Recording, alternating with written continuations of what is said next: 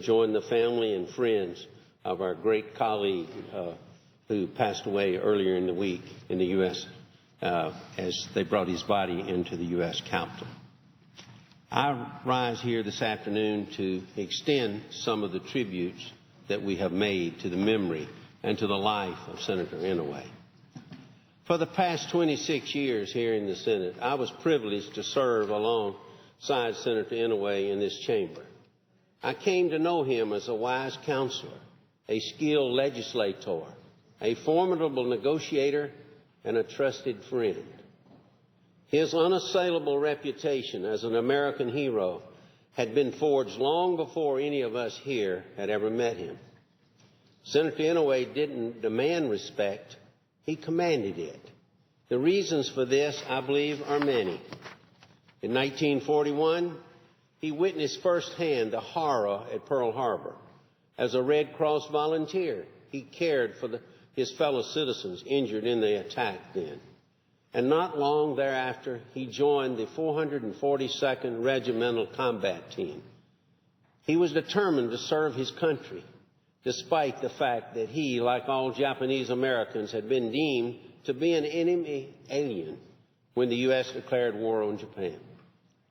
And as a young military officer in 1945, Daniel Inouye led his unit in a successful attack against German fortifications in northern Italy. The valor, courage, selflessness, and determination that he displayed during the battle are the stuff of legend. We know it.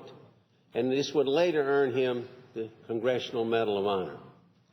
During this attack, he sustained serious permanent injuries that served as a constant reminder of his sacrifice for our country. Senator Inouye began his political career as a member of Hawaii's Territorial House of Representatives in 1954. Almost immediately, his colleagues tapped him as the majority leader of that body. His tremendous leadership ability was already apparent then.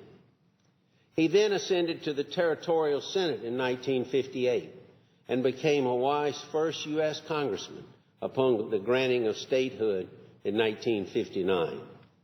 Only 3 years later, Senator Inouye became a U.S. Senator.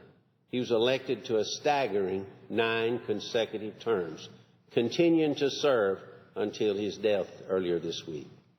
I believe it's a testament to his effectiveness as a senator and his devotion to his state that no challenger ever mounted a serious threat for his seat. Through his hard work in the U.S. Senate here, Senator Inouye helped to ensure that Hawaii's economy and people prosper.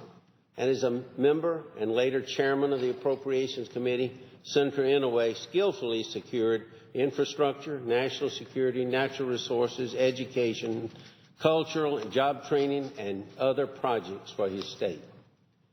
As a member of the Appropriations Committee, where I served with him, I learned valuable lessons by observing Senator Inouye over the years. He understood the art of the deal, always operating out of mutual respect towards shared interest. And I can't recall a time when he didn't deliver for the people of Hawaii. But while he never lost focus on the interest of his state, he also maintained eternal vigilance on matters of national security. As a war hero, his attention to veterans affairs and military needs was unsurpassed in this body. In addition, he served as the first chairman of the Select Committee on Intelligence. And as a former chairman of this committee, I can tell you I was honored to carry forward the rigorous oversight example that he set as the first chairman. By the time his career ended, Senator Inouye had become the second longest serving senator in U.S. history. His list of accomplishments and honors is seemingly unending.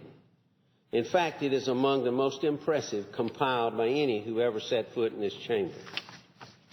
Senator Inouye never talked about any of this.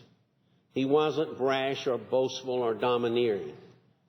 Rather, he carried himself with quiet reserve and firm resolve. Senator Inouye's life story speaks for itself and demonstrates a faith in and a devotion to our country second to none. He was one of the most decent and inspiring people I've ever known, and I'm proud to have served in the U.S. Senate with this great man and to have called him a friend. I offer my deepest condolences to his wife and family during this difficult time, and I now yield the floor. Suggest absence of quorum. Clerk will call the roll. Mr. Akaka.